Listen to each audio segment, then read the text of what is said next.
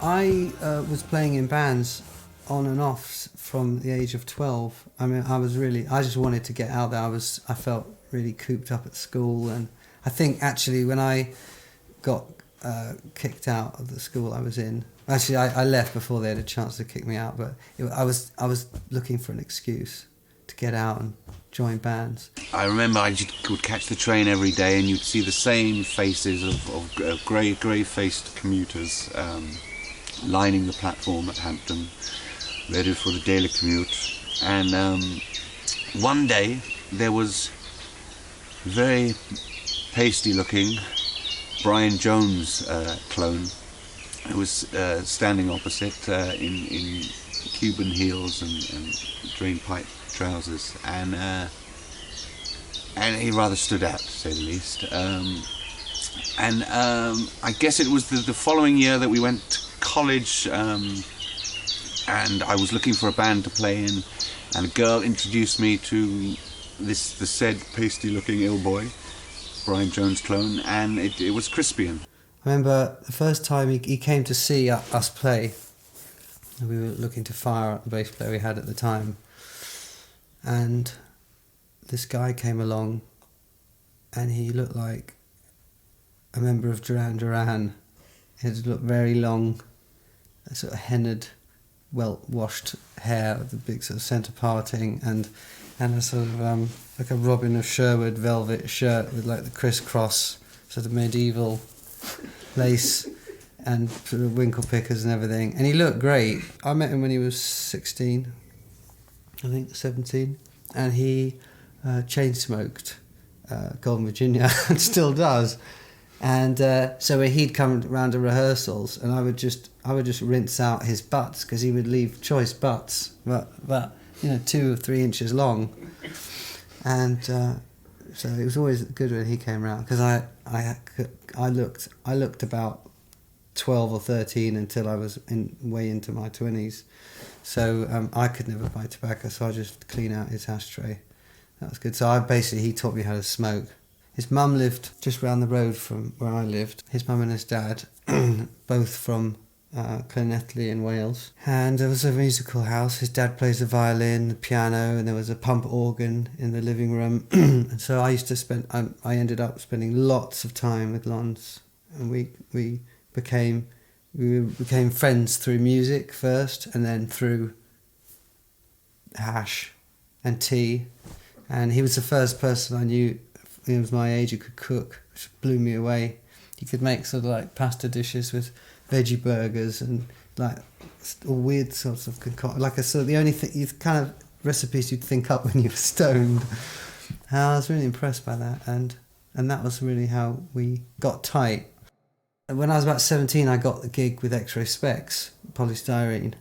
I was doing a comeback for one night only at the Brixton Academy, and she needed a guitarist, so I kind of helped her get that together, and that was a massive gig. It was Brixton Academy, and we went on, and it was like a X-Ray Specs was an interesting band, because they had kind of crossed over into the pop audience, but they also had this old punk following.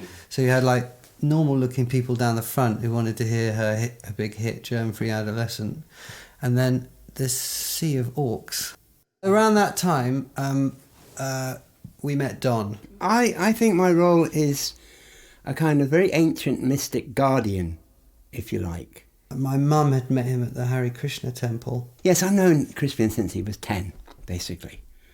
And, we used to have great times together, and I'd take him, we'd go on little adventures, this, that and the other. And so as the years progressed, we'd even go busking together. I used to take Crispian busking and things like that.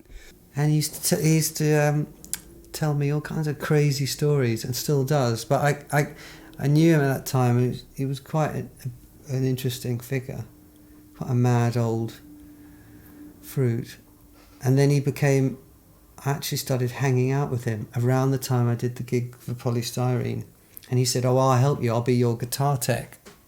And so he'd drive me to rehearsals because I didn't have a car, and he'd come and everything. I think that's him. That's him the first time he went to India. Oh, this is another one of him. I love this one. I know he's written on the back of this one, "I am telling you people, isn't it?"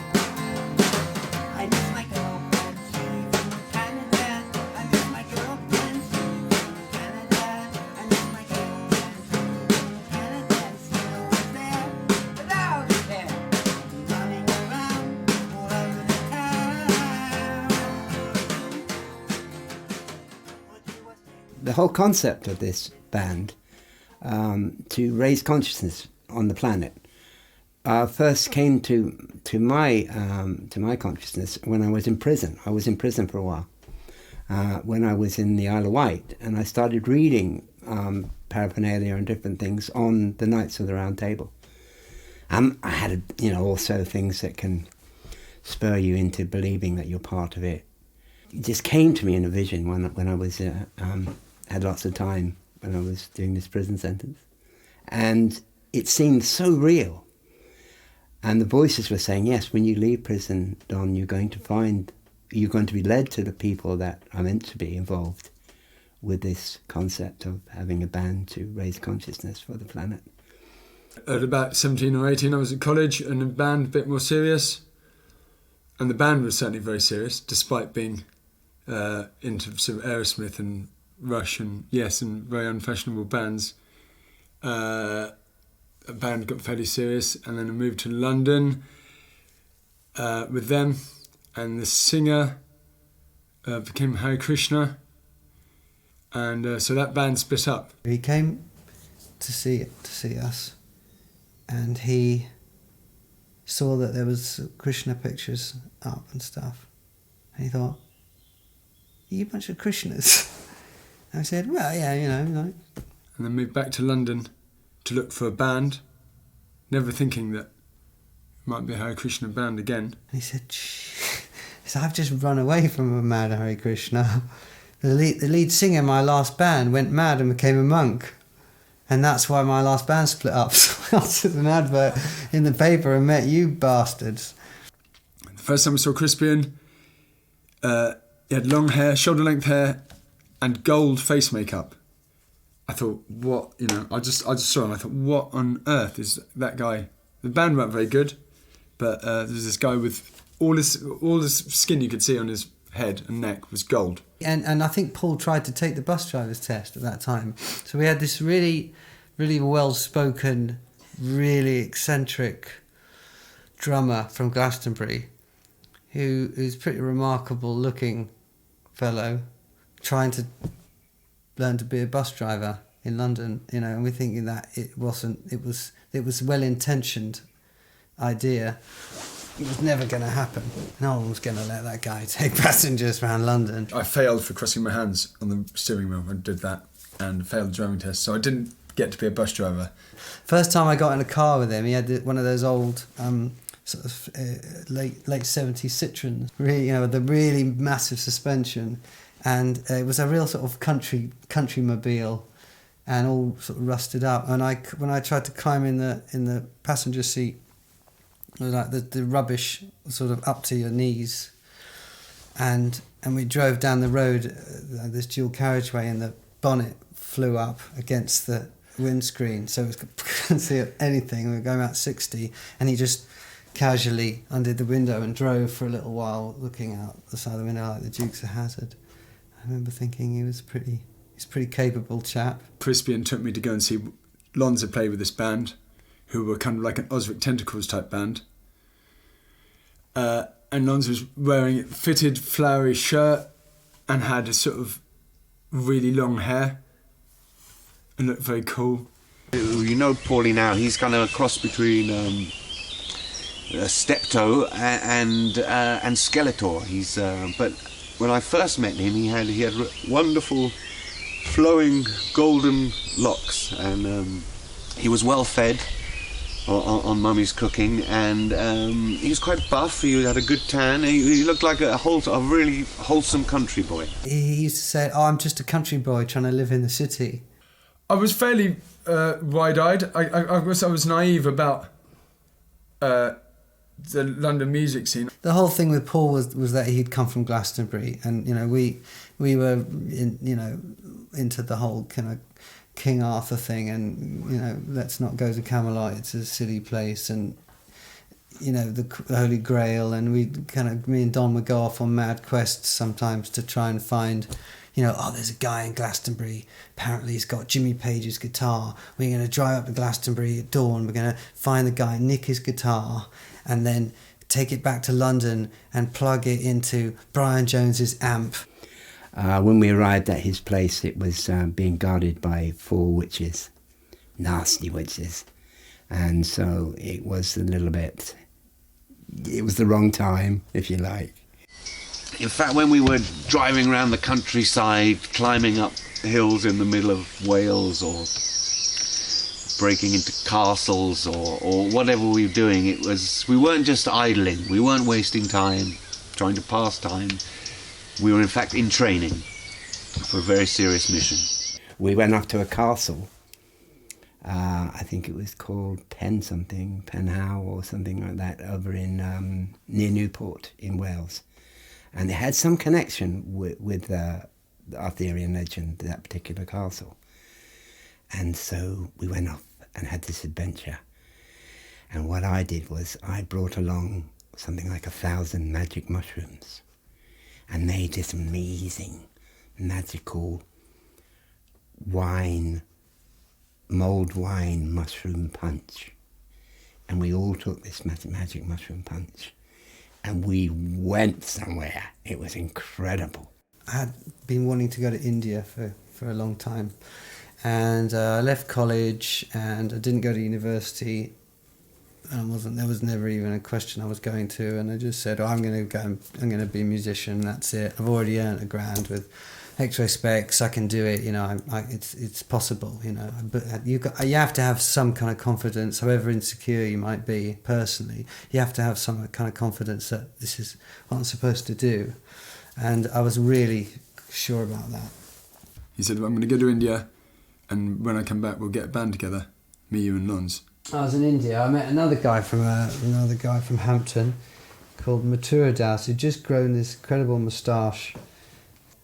He's a great expert on Indian music, and he became another real big sort of influence on sort of shaping my interest in music and my kind of understanding of the Beatles and what the Beatles really meant and all the influences on them that had then gone through them and passed on to the outside world. And we had discussions about culture and what how much individuals really do, and how much pop music really does change things, even though we dismiss it. That actually there's a lot of real magical effect, a magical profound change has come out of it, especially the 60s.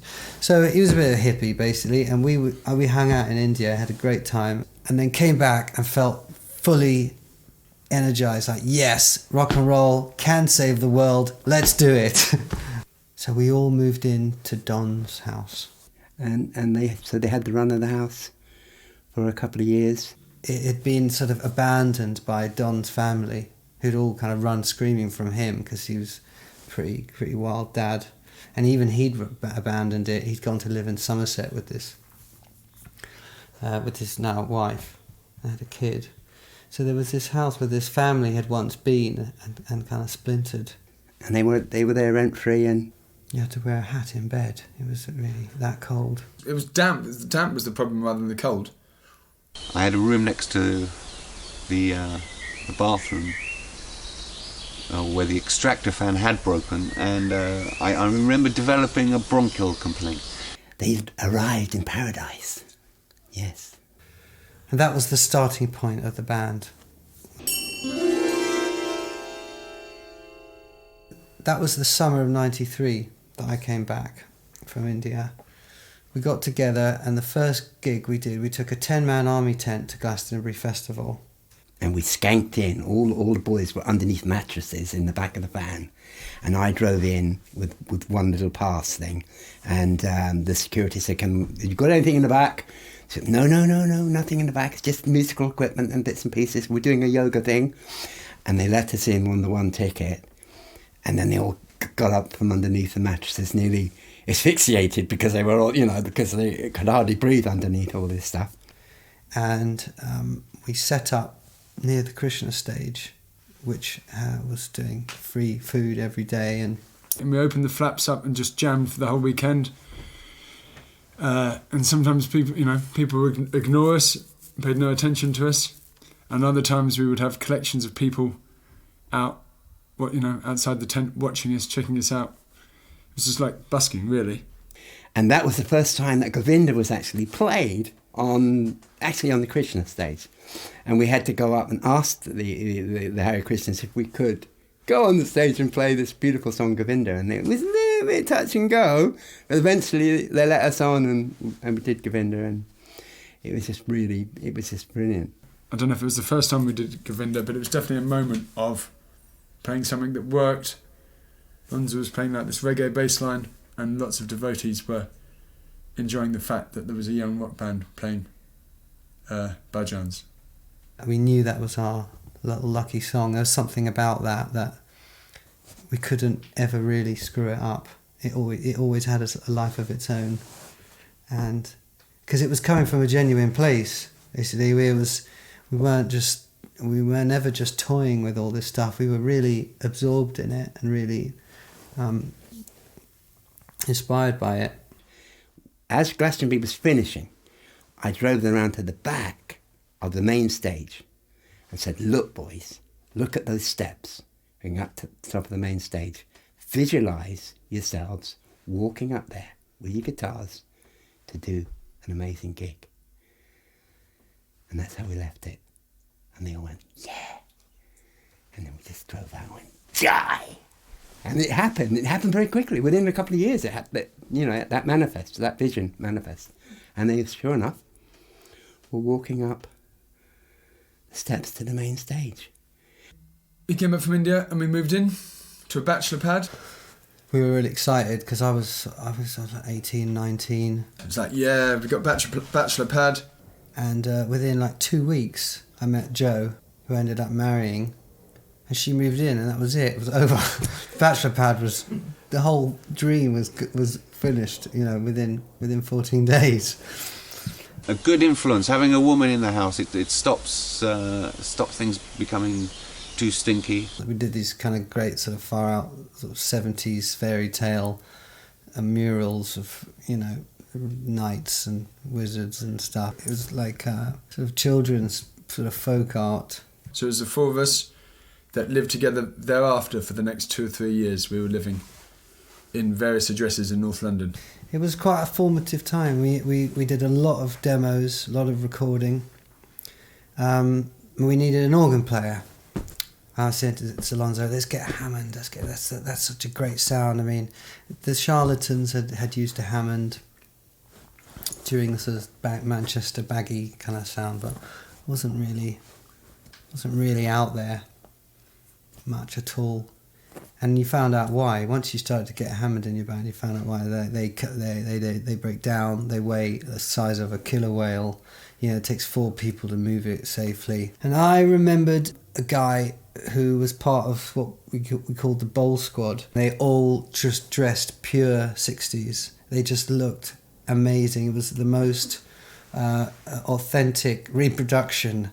Even when they went home at night, in the week, their clothes, they never were out of character. This was at a time when the word retro wasn't being used, and it certainly wasn't fashionable. And Jay was notorious in my mind because he had this incredible wedge haircut, like a sort of stormtrooper's hat. They were real obsessives about the 1960s, the music, the fashion. The furniture was 60s, the ashtrays were 60s, the organs were 60s, and I guess particularly with our music, it was completely... It's what Crispin and Alonso were into anyway, was having the 60s thing, and Jay provided that. He kind of agreed sort of quite coolly to join the band. He wasn't sure, but we were basically kissing his arse saying, "We'll pick you up in our van and will carry your Hammond everywhere and do whatever, and so we ended up being like his retinue, sort of his crew. I mean, I remember our first gig with him was a place called the Bass Clef in Hoxton Square, and it had a spiral staircase, and we had to carry this full-size Hammond down the spiral, the four of us, and he was just watching, sort of sipping Perrier, and he was clean as well. He was like a really hardcore, I don't drink, I don't smoke, I'm high on life kind of thing. Jay wouldn't live with us, wouldn't dream of it. People would say, why don't you live with the band? And he would say, dirty socks, or really we weren't as tidy as he was. He was living a very tidy, very 60s centric existence. It was always part-time for him until we got a record deal. He was always kind of like, he had a job in Hammersmith doing print design or something. He kept it together. He was much older than us as well. And he was 27. We thought that was ancient. But he looked really young for 27. And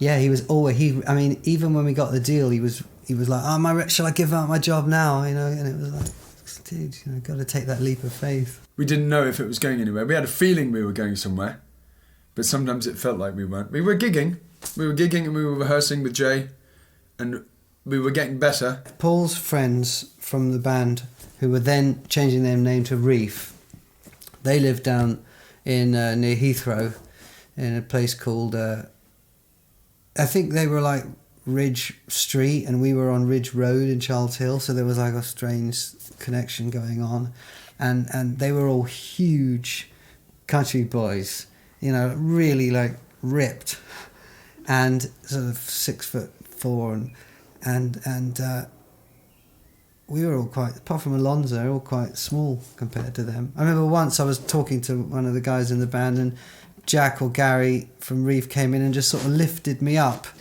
and just started doing sort of like weights, as if everyone just carried on talking as if nothing had happened. Anyway, at this point we were playing. The band was called The K's. I wasn't actually the singer at that time, and my cousin was, and he looked brilliant. He looked, kind of like sort of Lenny Hendrix. He looked brilliant, but he just didn't really want to do the hard work, and I don't blame him.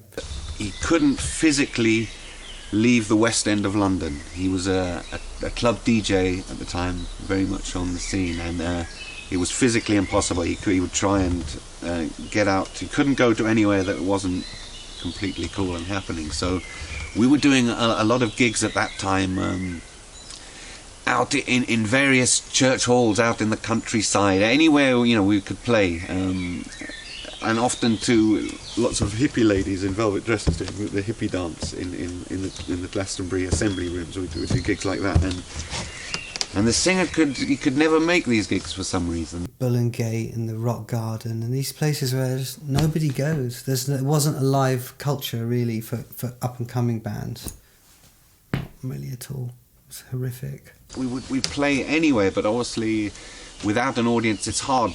Promoters didn't want to rebook us, so often we'd have to even change the name of the band so we could get a gig in the same venue, so they wouldn't realise it was those buggers that come along with no audience. There was one night when Reef were gigging at the Albert Hall, and we had a gig down some club near Angel, and we went on at midnight, and we had all the sort of Indian sounds going, and we played, and it was completely empty, and just nobody was there. It was really depressing and late, and everyone was tired and pissed off. And then after us, a guy came on who was hanging like an iron, a clothing iron, and swords and stuff. He'd hang it from his dick and sort of like swing it around, really heavy objects from a ring in his dick, and he'd play like techno music to it, and his assistant, this girl, would come on and smoke crack,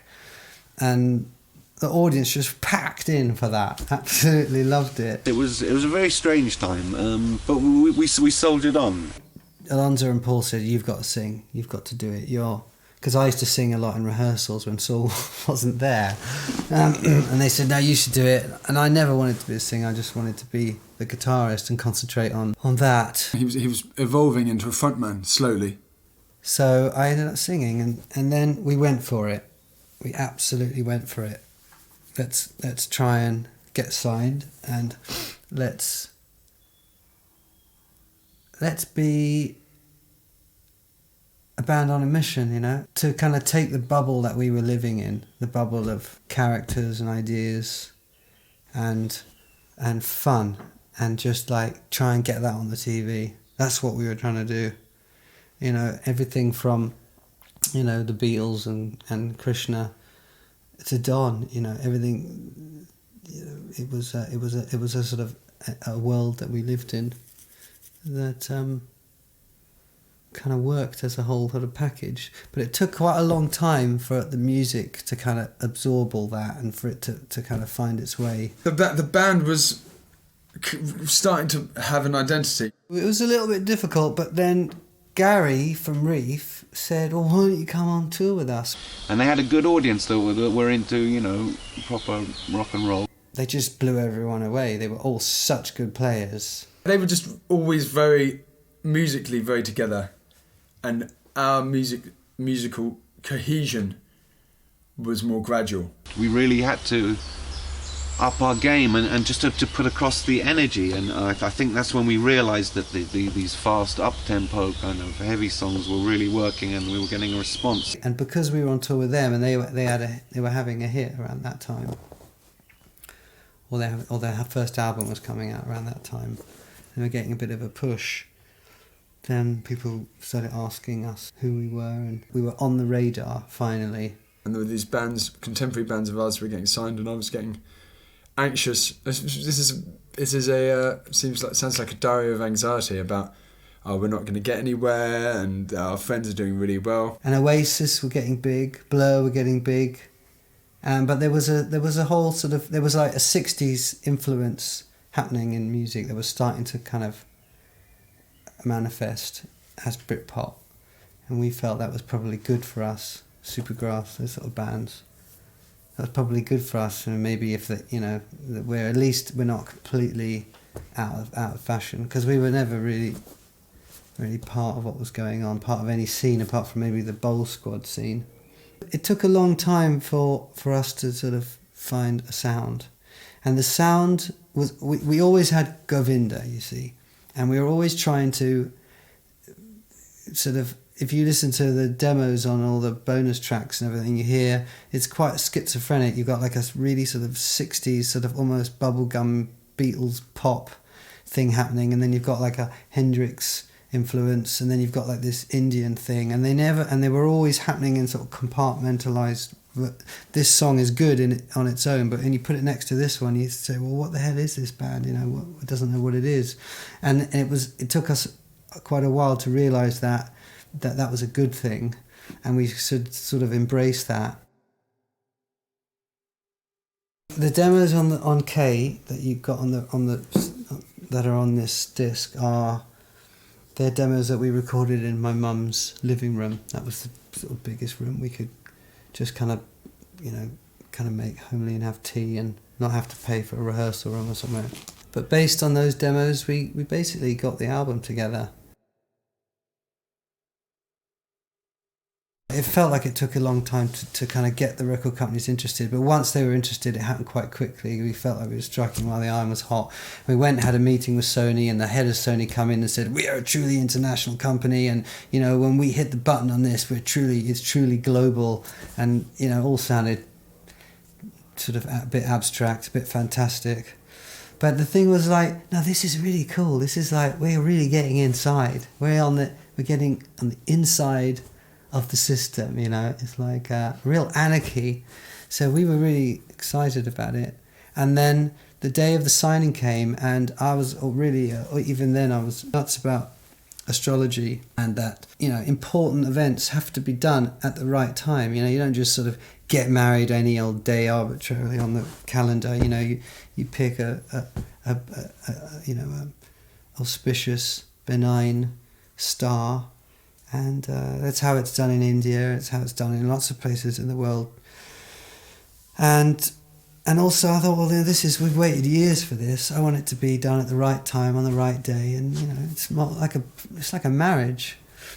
And I want my friends to be there, so we invited Don along. It actually made it a bit more normal, Don being there, because otherwise being at Sony, getting given champagne by record company heads is a weird feeling even though we'd been through all that process with the band, we'd been through this whole, development.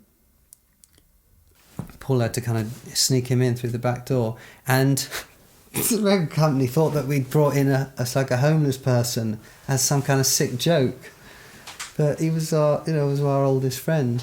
It was a bit unreal, but it's okay. It was okay being unreal. They were worried that they'd signed up, some oddballs.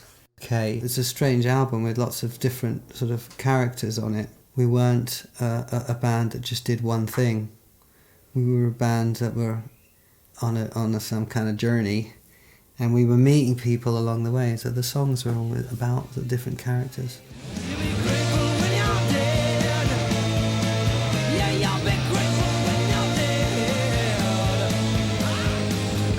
Two-thirds of it was the live set that we were doing, 2 or 3 nights a week, definitely a couple of nights a week, in Camden or in other pubs in London or at little hippie festivals, Krishna festivals out of town, Somerset, Glastonbury.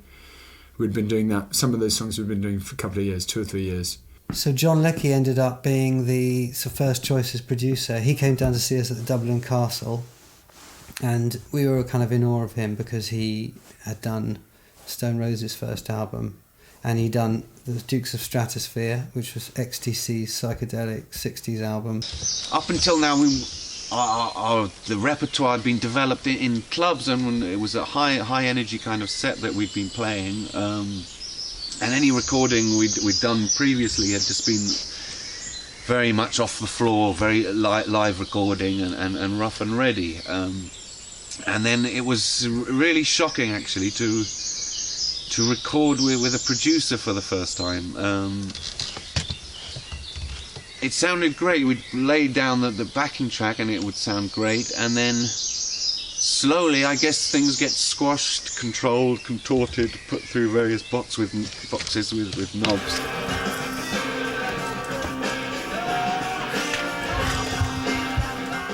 By the end of it, we felt we'd lost the kind of the live essence of the band and the excitement. Always had a problem of capturing the live energy, because essentially what we were was not an album band at all.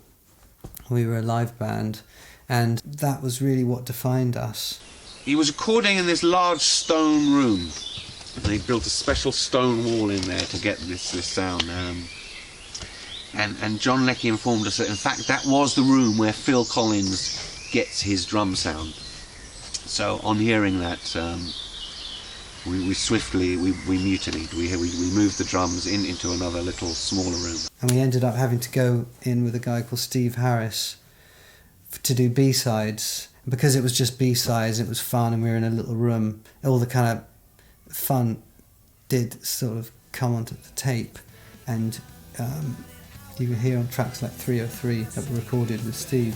You can find your way home on the 303. Let yourself go on the 303. And it speeds up, it slows down, and it's all over the place, but it works. Whereas with John, it was like, are we in time? Are we speeding up? Are we slowing down? Does that sound right? Is that guitar too tinny? And it was way too thought out, which is okay for certain tracks, but for stuff like 303 and Smart Dogs and these tracks that were just supposed to be fun. The whole next period of the band being successful, I don't remember it being particularly happy. I guess you feel lucky. I guess you're feeling lucky that Kay did well, and lucky, and it was exciting that the songs were on the radio. There's a moment of fear that you get where there's 2 moments of fear. There's the fear where you finally get to make your album and you think, am I going to mess this up? And then there's a second moment of fear when you get released, where you think, oh my God, suddenly this picture of me and my band and my name and this, no, it's all going to become public property. That's horrific. The unrealness of it, and the speed of it was all disorientating. Well, got a silly little girl, she's on in my mind. Look out about, she looks so fine. She's the best girl that I ever had. Said that's a girl that made me feel so sad.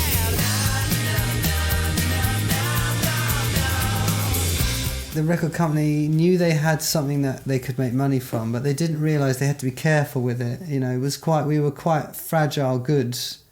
We were young and we were really naive. It wasn't a regular band of obedient indie boys. They just thought they could just sort of plug us into the pop machine and just it would just sort of take care of itself, which is actually kind of what hurt us in the end. Is that one of the things that really hurt us about K was that we achieved everything we set out to on the first album, which was to kind of take the mad world that we lived in and then just sort of like offer it up to everybody as a sort of take part and have fun with. You know, we ended up releasing Govinda as a single. Everybody said, no way, what are you talking about? That's a crazy idea, it's going to ruin you. It's like it's all in Hindi and it's great as an album track. It's like, no, we have to get that on the radio just to see what happens.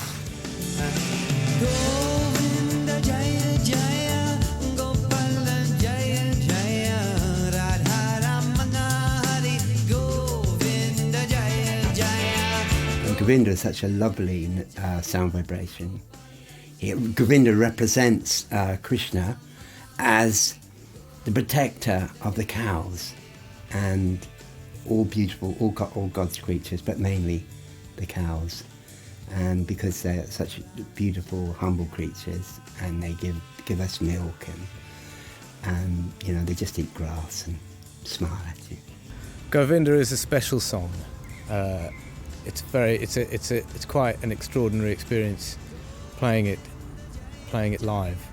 And to sing that glorious, auspicious song was so enlivening for people, even if they didn't know what it was. Hearing it over the network and live is just an absolute uplift. You can just feel the consciousness going up.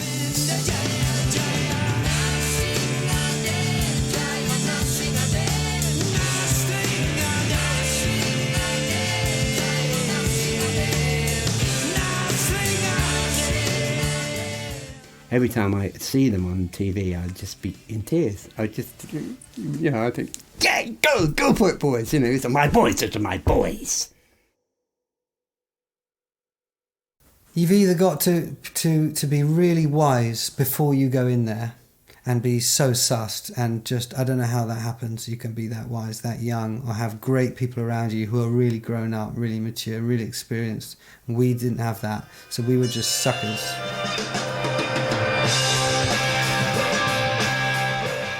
It was the success of K really that killed the band, and I never understood it when I hear people talk about bands I loved. Why did they split up? You know, why didn't you just keep?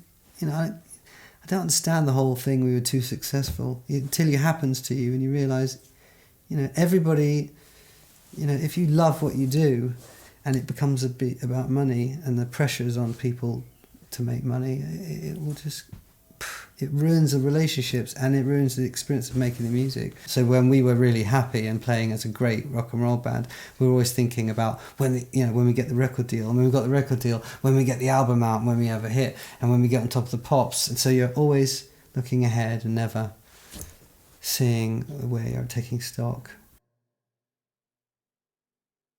There's the live track at Moles on this CD, which we were looking for things that would be good to have as bonus material because it's great. It's great to have all that stuff. I mean, I love getting DVDs. I always watch the extras, and sometimes the extras are better than the film.